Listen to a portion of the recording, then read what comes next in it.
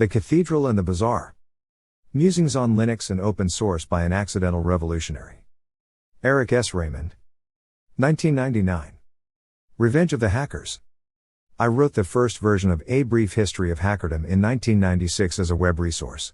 I had been fascinated by hacker culture as a culture for many years, since long before I edited the first edition of the New Hackers Dictionary in 1990. By late 1993, many people, including myself, had come to think of me as the hacker culture's tribal historian and resident ethnographer. I was comfortable in that role. At that time, I had not the faintest idea that my amateur anthropologizing could itself become a significant catalyst for change. I think nobody was more surprised than I when that happened. But the consequences of that surprise are still reverberating through the hacker culture and the technology and business worlds today. In this essay, I'll recapitulate from my personal point of view the events that immediately led up to the January 1998 shot heard round the world of the open source revolution. I'll reflect on the remarkable distance we've come since. Then I will tentatively offer some projections into the future. Beyond Brooks's Law. My first encounter with Linux came in late 1993, via the pioneering Yggdrasil CD-ROM distribution. By that time, I had already been involved in the hacker culture for 15 years. My earliest experiences had been with the primitive ARPANET of the late 1970s. I was even briefly a tourist on the ITS machines. I had already been writing free software and posting it to Usenet before the Free Software Foundation was launched in 1984, and was one of the FSF's first contributors. I had just published the second edition of the New Hackers Dictionary. I thought I understood the hacker culture and its limitations pretty well. As I have written elsewhere, encountering Linux came as a shock. Even though I had been active in the hacker culture for many years, I still carried in my head the unexamined assumption that hacker amateurs, gifted though they might be, could not possibly muster the resources or skill necessary to produce a usable multitasking operating system. The herd developers, after all, had been evidently failing at this for a decade. But where they failed, Linus Torvalds and his community succeeded. And they did not merely fulfill the minimum requirements of stability and functioning Unix interfaces. No. They blew right past that criterion with exuberance and flair, providing hundreds of megabytes of programs, documents, and other resources. Full suites of internet tools, desktop publishing software, graphics support, editors, games, you name it. Seeing this feast of wonderful code spread in front of me as a working system was a much more powerful experience than merely knowing, intellectually, that all the bits were probably out there.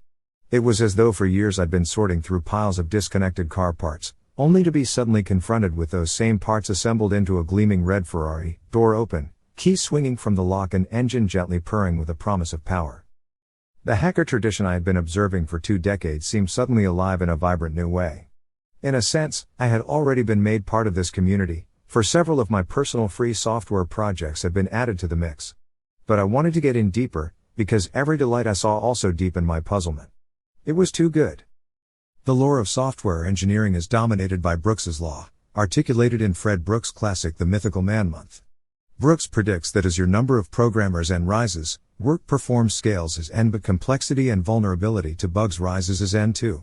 N2 tracks the number of communications paths, and potential code interfaces, between developers' code bases. Brooks's Law predicts that a project with thousands of contributors ought to be a flaky, unstable mess. Somehow the Linux community had beaten the N2 effect and produced an OS of astonishingly high quality. I was determined to understand how they did it. It took me 3 years of participation and close observation to develop a theory, and another year to test it experimentally. And then I sat down and wrote the Cathedral and the Bazaar to explain what I had seen. Memes and myth-making. What I saw around me was a community that had evolved the most effective software development method ever and didn't know it. That is, an effective practice had evolved as a set of customs, transmitted by imitation and example, without the theory or language to explain why the practice worked. In retrospect, lacking that theory and that language hampered us in 2 ways. First, we couldn't think systematically about how to improve our own methods. Second, we couldn't explain or sell the method to anyone else. At the time, I was thinking about only the first effect. My sole intention in writing the original paper was to give the hacker culture an appropriate language to use internally, to explain itself to itself. So I wrote down what I had seen, framed as a narrative and with appropriately vivid metaphors to describe the logic that could be deduced behind the customs. There was no really fundamental discovery in the Cathedral and the Bazaar. I did not invent any of the methods it describes. What was novel was not the facts it described but those metaphors and the narrative, a simple, powerful story that encouraged the reader to see the facts in a new way. I was attempting a bit of mimetic engineering on the hacker culture's generative myths. I first gave the full paper at Linux Congress, May 1997 in Bavaria. The fact that it was received with rapt attention and thunderous applause by an audience in which there were very few native speakers of English seemed to confirm that I was onto something. But, as it turned out, the sheer chance that I was seated next to publisher Tim O'Reilly at the Thursday night banquet set in motion a more important train of consequences. As a longtime admirer of O'Reilly's institutional style, I had been looking forward to meeting Tim for some years. We had a wide-ranging conversation, much of it exploring our common interest in classic science fiction, that led to an invitation for me to deliver the Cathedral and the Bazaar at Tim's Pearl conference later in the year. Once again, the paper was well received, with cheers and a standing ovation, in fact. I knew from my email that since Bavaria, word about the Cathedral and the Bazaar had spread over the internet like a fire in dry grass. Many in the audience had already read it, and my speech was less a revelation of novelty for them than an opportunity to celebrate the new language and the consciousness that went with it. That standing ovation was not so much for my work as for the hacker culture itself, and rightly so. Though I didn't know it, my experiment in mimetic engineering was about to light a bigger fire. Some of the people for whom my speech was genuinely novel were from Netscape Communications Incorporated, and Netscape was in trouble. Netscape, a pioneering internet technology company and Wall Street highflyer, had been targeted for destruction by Microsoft. Microsoft rightly feared that the open web standards embodied by Netscape's browser might lead to an erosion of the Raymond giant's lucrative monopoly on the PC desktop. All the weight of Microsoft's billions, and shady tactics that would later trigger an antitrust lawsuit, were deployed to crush the Netscape browser. For Netscape, the issue was less browser-related income, never more than a small fraction of their revenues, than maintaining a safe space for their much more valuable server business. If Microsoft's Internet Explorer achieved market dominance, Microsoft would be able to bend the web's protocols away from open standards and into proprietary channels that only Microsoft servers would be able to service. Within Netscape there was intense debate about how to counter the threat. One of the options proposed early on was to throw the Netscape browser source open, but it was a hard case to argue without strong reasons to believe that doing so would prevent Internet Explorer dominance. I didn't know it at the time, but the Cathedral and the Bazaar became a major factor in making that case. Through the winter of 1997, as I was working on the material for my next paper, the stage was being set for Netscape to break the rules of the proprietary game and offer my tribe an unprecedented opportunity. The road to Mountain View. On January 22, 1998, Netscape announced that it would release the sources of the Netscape client line to the internet. Shortly after the news reached me the following day, I learned that CEO Jim Barksdale was describing my work to national media reporters as fundamental inspiration for the decision. This was the event that commentators in the computer trade press would later call the shot heard round the world, and Barksdale had cast me as its Thomas Paine, whether I wanted the role or not. For the first time in the history of the hacker culture, a Fortune 500 darling of Wall Street had bet its future on the belief that our way was right. And, more specifically, that my analysis of our way was right. This is a pretty sobering kind of shock to deal with. I had not been very surprised when the Cathedral and the Bazaar altered the hacker culture's image of itself. That was the result I had been trying for, after all. But I was astonished, to say the least, by the news of its success on the outside. So I did some very hard thinking in first few hours after word reached me. About the state of Linux and the hacker community. About Netscape. And about whether I, personally, had what it would take to make the next step. It was not difficult to conclude that helping Netscape's gamble succeed had just become a very high priority for the hacker culture, and thus for me personally. If Netscape's gamble failed, we hackers would probably find all the opprobrium of that failure piled on our heads. We'd be discredited for another decade. And that would be just too much to take. By this time I'd been in the hacker culture, living through its various phases, for 20 years. 20 years of repeatedly watching brilliant ideas, promising starts, and superior technologies crushed by slick marketing. 20 years of watching hackers dream and sweat and build, too often only to watch the likes of the bad old IBM or the bad new Microsoft walk away with the real-world prizes. 20 years of living in a ghetto, a fairly comfortable ghetto full of interesting friends, but still one walled in by a vast and intangible barrier of mainstream prejudice inscribed "Only flakes live here." The Netscape announcement cracked that barrier. If only for a moment, the business world had been jolted out of its complacency about what hackers are capable of. But lazy mental habits have huge inertia. If Netscape failed, or perhaps even if they succeeded, the experiment might come to be seen as a unique one-off not worth trying to repeat. And then we'd be back in the same ghetto, walls higher than before. To prevent that, we needed Netscape to succeed. So I considered what I had learned about Bazaar mode development, and called up Netscape, and offered to help with developing their license and in working out the details of the strategy. In early February I flew to Mountain View at their request for 7 hours of meetings with various groups at Netscape HQ, and helped them develop the outline of what would become the Mozilla Public License and the Mozilla Organization. While there, I met with several key people in the Silicon Valley and national Linux community. While helping Netscape was clearly a short-term priority, everybody I spoke with had already understood the need for some longer-term strategy to follow up on the Netscape release. It was time to develop one. The origins of open source. It was easy to see the outlines of the strategy. We needed to take the pragmatic arguments I had pioneered in the Cathedral and the Bazaar, develop them further, and push them hard, in public. Because Netscape itself had an interest in convincing investors that its strategy was not crazy, we could count on it to help the promotion. We also recruited Tim O'Reilly, and through him, O'Reilly and Associates, very early on. The real conceptual breakthrough, though, was admitting to ourselves that what we needed to mount was in effect a marketing campaign and that it would require marketing techniques, spin, image building, and rebranding, to make it work. Hence the term open source, which the first participants in what would later become the Open Source Campaign, and, eventually, the Open Source Initiative Organization, invented at a meeting held in Mountain View, the offices of VA Research, on February 3, 1998. It seemed clear to us in retrospect that the term free software had done our movement tremendous damage over the years. Part of this stemmed from the fact that the word free has two different meanings in the English language, one suggesting a price of zero and one related to the idea of liberty. Richard Stallman, whose Free Software Foundation has long championed the term, says think free speech, not free beer, but the ambiguity of the term has nevertheless created serious problems, especially since most free software is also distributed free of charge. Most of the damage, though, came from something worse, the strong association of the term free software with hostility to intellectual property rights, communism, and other ideas hardly likely to endear it to an MS manager. It was, and still is, beside the point to argue that the Free Software Foundation is not hostile to all intellectual property and that its position is not exactly communistic. We knew that. What we realized, under the pressure of the Netscape release, was that FSF's actual position didn't matter. Only the fact that its evangelism had backfired, associating free software with these negative stereotypes in the minds of the trade press and the corporate world, actually mattered. Our success after Netscape would depend on replacing the negative FSF stereotypes with positive stereotypes of our own, pragmatic tales, sweet to managers and investors' ears, of higher reliability and lower cost and better features.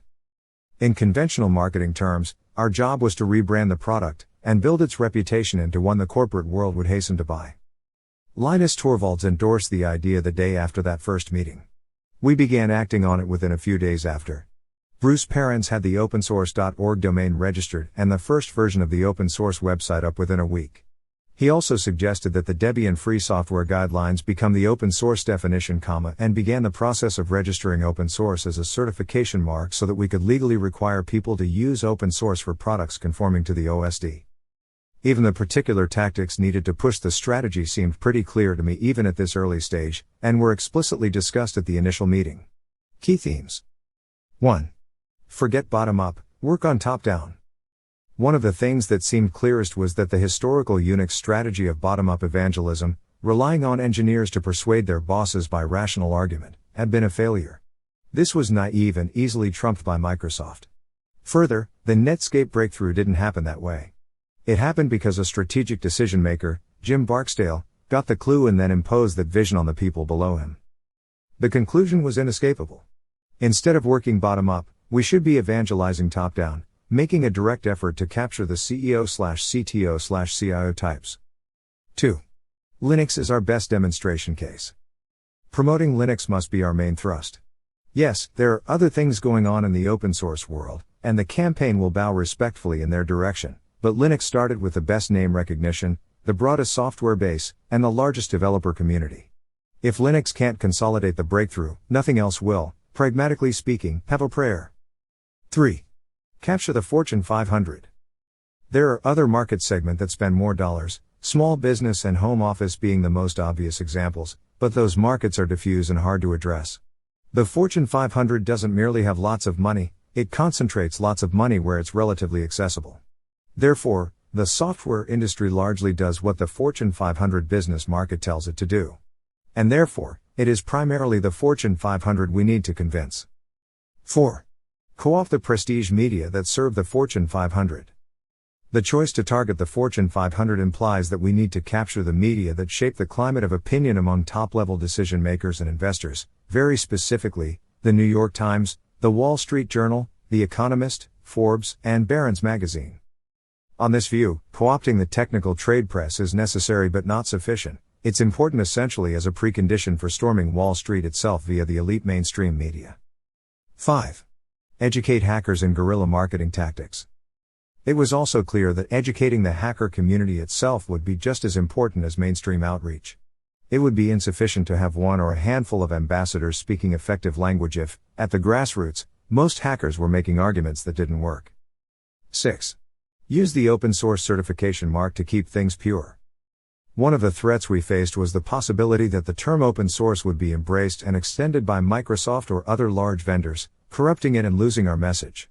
It is for this reason that Bruce Perens and I decided early on to register the term as a certification mark and tie it to the open source definition, a copy of the Debian Free Software Guidelines.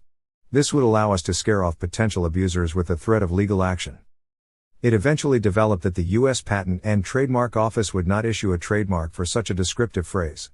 Fortunately, by the time we had to write off the effort to formally trademark open source a year later, the term had acquired its own momentum in the press and elsewhere. The sorts of serious abuse we feared have not, at least, not yet as of November 2000, actually materialized. The accidental revolutionary. Planning this kind of strategy was relatively easy. The hard part, for me, anyway, was accepting what my own role had to be. One thing I understood from the beginning is that the press almost completely tunes out abstractions. They won't write about ideas without larger-than-life personalities fronting them. Everything has to be story, drama, conflict, sound bites. Otherwise, most reporters will simply go to sleep, and even if they don't, their editors will. Accordingly, I knew somebody with very particular characteristics would be needed to front the community's response to the Netscape opportunity. We needed a firebrand, a spin doctor, a propagandist, an ambassador, an evangelist, somebody who could dance and sing and shout from the housetops and seduce reporters and hugger-mug with CEOs and bang the media machine until its contrary gears ground out the message, the revolution is here. Unlike most hackers, I have the brain chemistry of an extrovert and had already had extensive experience at dealing with the press. Looking around me, I couldn't see anyone better qualified to play evangelist. But I didn't want the job, because I knew it would cost me my life for many months, maybe for years. My privacy would be destroyed. I'd probably end up both caricatured as a geek by the mainstream press and, worse, despised as a sellout or glory hog by a significant fraction of my own tribe. Worse than all the other bad consequences put together, I probably wouldn't have time to hack anymore. I had to ask myself, are you fed up enough with watching your tribe lose to do whatever it takes to win? I decided the answer was yes, and having so decided, threw myself into the dirty but necessary job of becoming a public figure and media personality. I'd learned some basic media chops while editing the new Hacker's Dictionary. This time I took it much more seriously and developed an entire theory of media manipulation, which I then proceeded to apply. The theory centers around the use of what I call attractive dissonance to fan an itchy curiosity about the evangelist, and then exploiting that itch for all it's worth in promoting the ideas. This is not the place for a detailed exposition of my theory. But intelligent readers can probably deduce much of it from the phrase optimal level of provocation and the fact that my interview technique involves cheerfully discussing my interests in guns, anarchism and witchcraft while looking as well-groomed, boyishly charming, and all-American wholesome as I can possibly manage. The trick is to sound challengingly weird but convey a reassuring aura of honesty and simplicity. Note that to make the trick work, I think you have to genuinely be like that. Faking either quality has a high risk of exposure and I don't recommend it. The combination of the open source label and deliberate promotion of myself as an evangelist turned out to have both the good and bad consequences that I expected. The 10 months after the Netscape announcement featured a steady exponential increase in media coverage of Linux and the open source world in general. Throughout this period, approximately a third of these articles quoted me directly, most of the other 2/3 used me as a background source. At the same time, a vociferous minority of hackers declared me an evil egotist. I managed to preserve a sense of humor about both outcomes, though occasionally with some difficulty. My plan from the beginning was that, eventually, I would hand off the evangelist role to some successor, either an individual or organization. There would come a time when charisma became less effective than broad-based institutional respectability, and, from my own point of view, the sooner the better. I am attempting to transfer my personal connections and carefully built-up reputation with the press to the Open Source Initiative, an incorporated nonprofit formed specifically to manage the open source trademark. At time of writing I am still the president of this organization, but hope and expect not to remain so indefinitely. Phases of the campaign. The open source campaign began with the Mountain View meeting, and rapidly collected an informal network of allies over the internet, including key people at Netscape and O'Reilly Associates. Where I write "we" below, I'm referring to that network. From 3 February to around the time of the actual Netscape release on 31st of March, our primary concern was convincing the hacker community that the open source label and the arguments that went with it represented our best shot at persuading the mainstream. As it turned out, the change was rather easier than we expected. We discovered a lot of pent-up demand for a message less doctrinaire than the Free Software Foundation's. Tim O'Reilly invited 20-odd leaders of major free software projects to what came to be called the Free Software Summit on 7th of March. When these leaders voted to adopt the term open source, they formally ratified a trend that was already clear at the grassroots among developers. By 6 weeks after the Mountain View meeting, a healthy majority of the community was speaking our language. The publicity following the Free Software Summit introduced the mainstream press to the term, and also gave notice that Netscape was not alone in adopting the open source concept. We'd given a name to a phenomenon whose impact was already larger than anyone outside the internet community had yet realized.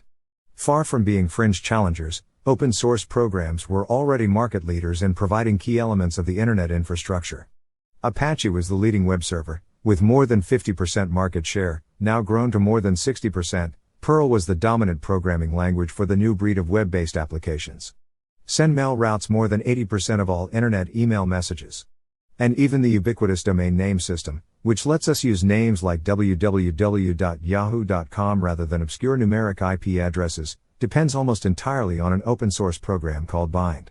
As Tim O'Reilly said during the press conference following the summit, pointing to the assembled programmers and project leaders, these people have created products with dominant market share using only the power of their ideas and the network community of their co-developers.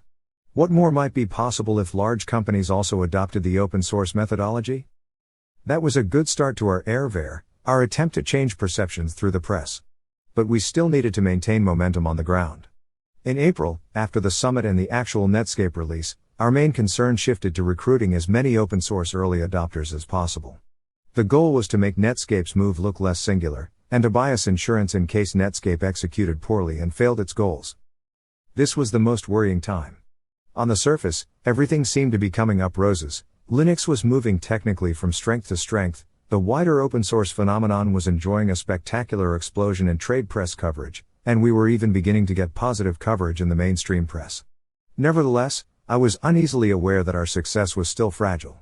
After an initial flurry of contributions, community participation in Mozilla was badly slowed down by its requirement for the proprietary Motif toolkit. None of the big independent software vendors had yet committed to Linux ports. Netscape was still looking lonely, and its browser still losing market share to Internet Explorer. Any serious reverse could lead to a nasty backlash in the press and public opinion. Our first serious post-Netscape breakthrough came on 7th of May when Corel Computer announced its Linux-based Netwinder network computer. But that wasn't enough in itself. To sustain the momentum, we needed commitments not from hungry second stringers but from industry leaders. Thus, it was the mid-July announcements by Oracle and Informix that really closed out this vulnerable phase. The database outfits joined the Linux party 3 months earlier than I expected, but none too soon. We had been wondering how long the positive buzz could last without major ISV support and feeling increasingly nervous about where we'd actually find that. After Oracle and Informix announced Linux ports, other ISVs began announcing Linux support almost as a matter of routine, and even a failure of Mozilla became survivable. Mid-July through the beginning of November was a consolidation phase. It was during this time that we started to see fairly steady coverage from the financial media I had originally targeted, led off by articles in The Economist and a cover story in Forbes. Various hardware and software vendors sent out feelers to the open source community and began to work out strategies for getting advantage from the new model. And internally, the biggest closed source vendor of them all was beginning to get seriously worried. Just how worried became apparent when the now infamous Halloween documents leaked out of Microsoft.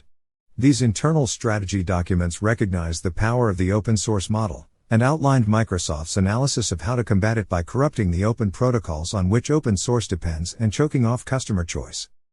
The Halloween documents were dynamite. They were a ringing testimonial to the strengths of open source development from the company with the most to lose from Linux's success. And they confirmed a lot of people's darkest suspicions about the tactics Microsoft would consider in order to stop it. The Halloween documents attracted massive press coverage in the first few weeks of November. They created a new surge of interest in the open source phenomenon, serendipitously confirming all the points we had been making for months. And they led directly to a request for me to confer with a select group of Merrill Lynch's major investors on the state of the software industry and the prospects for open source. Wall Street, finally, came to us. The following 6 months were a study in increasingly surreal contrasts. On the one hand, I was getting invited to give talks on open source to Fortune 100 corporate strategists and technology investors. For the first time in my life, I got to fly first class and saw the inside of a stretch limousine.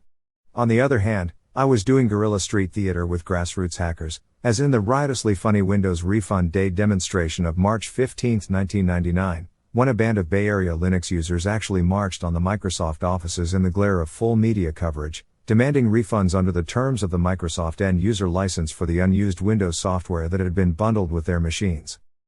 I knew I was going to be in town that weekend to speak at a conference hosted by the Reason Foundation, so I volunteered to be a marshal for the event. Back in December, I'd been featured in a Star Wars parody plot in the internet comic strip User Friendly. So I joked with the organizers about wearing an Obi-Wan Kenobi costume at the demonstration. To my surprise, when I arrived I found the organizers had actually made a passable Jedi costume, and that's how I found myself leading a parade that featured cheeky placards and an American flag and a rather large plastic penguin, booming out "May the Source be with you." To delighted reporters. To my further surprise, I was drafted to make our statement to the press. I suppose none of us should have really been astonished when the video made CNBC. The demonstration was a tremendous success. Microsoft's PR position, still trying to recover from the exposure of the Halloween documents, took another body blow. And within weeks, major PC and laptop manufacturers began announcing that they would ship machines with no Windows installed and no Microsoft tax in the price.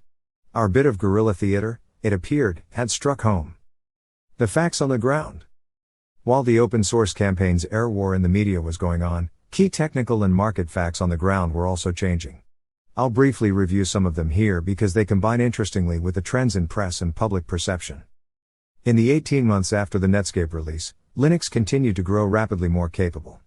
The development of solid symmetric multiprocessing support and the effective completion of the 64-bit cleanup laid important groundwork for the future. The room full of Linux boxes used to render scenes for the Titanic threw a healthy scare into builders of expensive graphics engines. Then the Beowulf supercomputer on the cheap project showed that Linux's Chinese army sociology could be successfully applied even to cutting-edge scientific computing.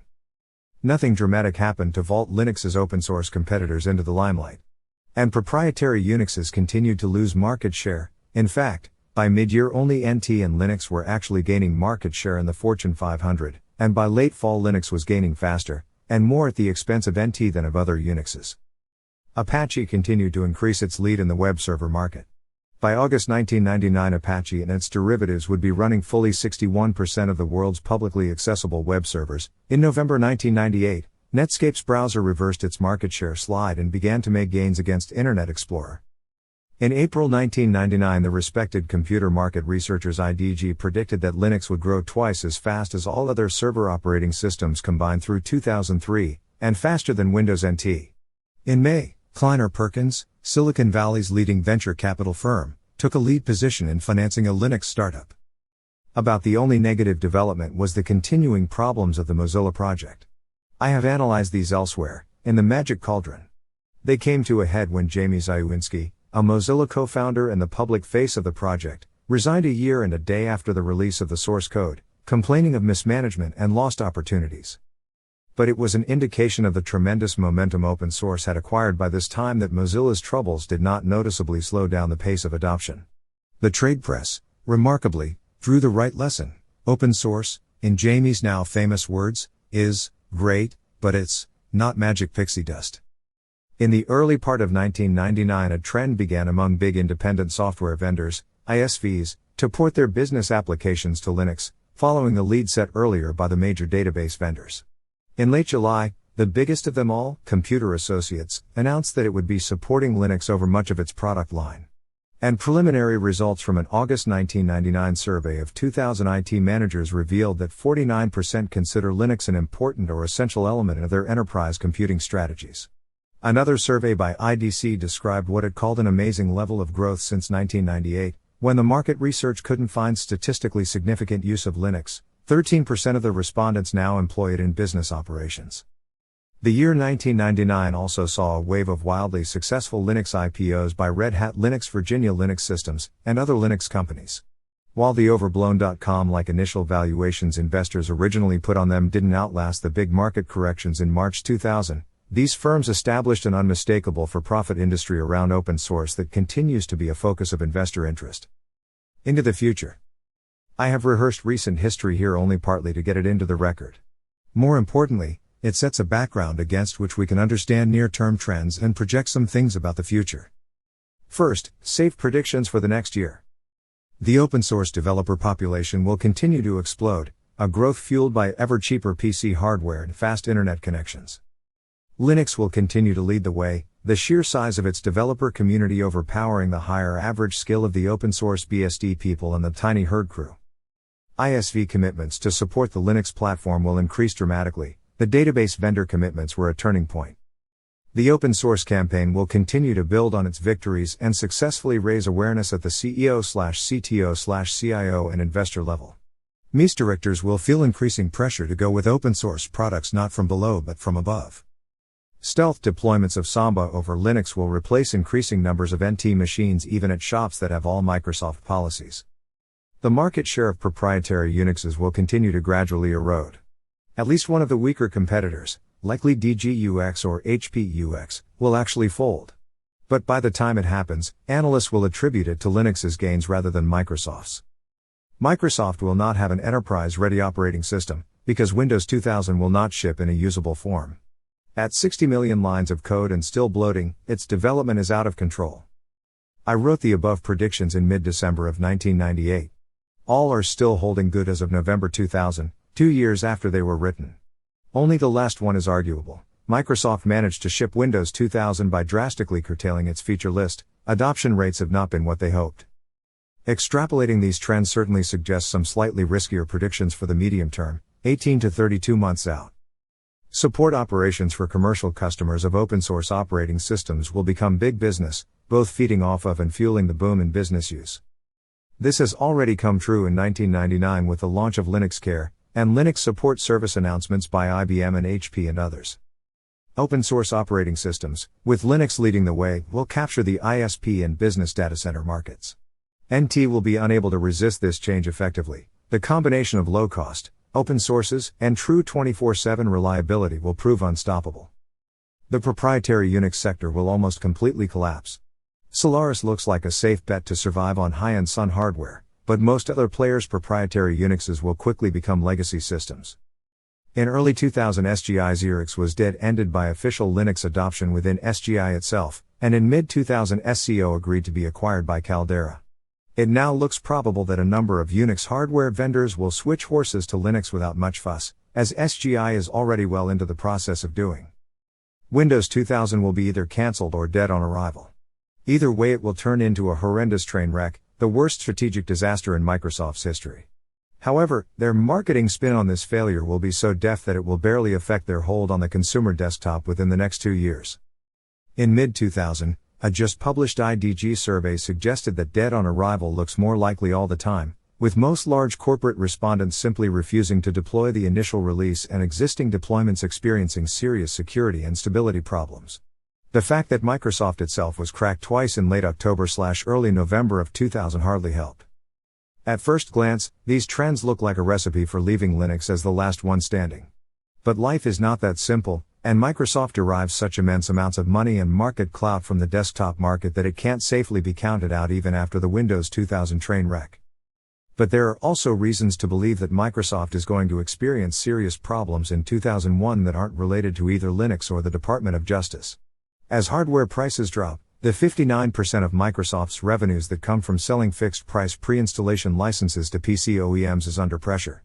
Those fixed license costs represent an ever-increasing slice of OEM's gross margins. At some point, the OEMs are going to have to claw back some of that last margin from Raymond in order to make any profits at all. We know where the critical price point is from observing the appliance and PDA market. It's at about $350 retail.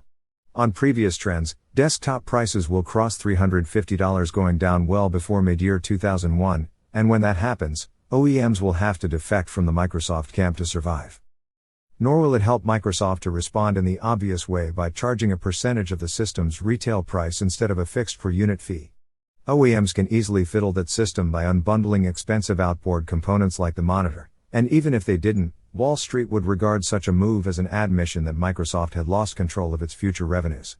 One way or another, Microsoft's revenues look likely to crash hard long before DOJ gets a final ruling. So at 2 years out, the crystal ball gets a bit cloudy. Which of several futures we get depends on questions like, will the DOJ actually succeed in breaking up Microsoft? Might be OS or OS/2 or Mac OS X or some other niche closed source OS, or some completely new design, find a way to go open and compete effectively with Linux's 30-year-old base design. At least Y2K fizzled. These are all fairly imponderable. But there is one such question that is worth pondering: will the Linux community actually deliver a good and user-friendly GUI interface for the whole system? In the 1999 first edition of this book, I said the most likely scenario for late 2000/early 2001 has Linux in effective control of servers, data centers, ISPs, and the Internet, while Microsoft maintains its grip on the desktop. By November 2000, this prediction had proved out pretty completely except in large corporate data centers, and there it looks very likely to be fulfilled within months. Where things go from there depend on whether GNOME, KDE, or some other Linux-based GUI, and the applications built or rebuilt to use it, ever get good enough to challenge Microsoft on its home ground. If this were primarily a technical problem, the outcome would hardly be in doubt. But it isn't. It's a problem in ergonomic design and interface psychology, and hackers have historically been poor at these things. That is, while hackers can be very good at designing interfaces for other hackers, they tend to be poor at modeling the thought processes of the other 95% of the population well enough to write interfaces that J. Random end user and his Aunt Tilly will pay to buy. Applications were 1999's problem. It's now clear we'll swing enough ISVs to get the ones we don't write ourselves. I believe the problem for 2001 and later is whether we can grow enough to meet and exceed the interface design quality standard set by the Macintosh, combining that with the virtues of the traditional Unix way. As of mid-2000, help may be on the way from the inventors of the Macintosh. Andy Hertzfeld and other members of the original Macintosh design team have formed an open-source company called Easel with the explicit goal of bringing the Macintosh magic to Linux. We have joke about world domination, but the only way we will get there is by serving the world. That means J. Random end user and his Aunt Tilly, and that means learning how to think about what we do in a fundamentally new way, and ruthlessly reducing the user-visible complexity of the default environment to an absolute minimum. Computers are tools for human beings. Ultimately, therefore, the challenges of designing hardware and software must come back to designing for human beings, all human beings. This path will be long and it won't be easy. But I think the hacker community, in alliance with its new friends in the corporate world, will prove up to the task. And, as Obi-Wan Kenobi might say, the Source will be with us.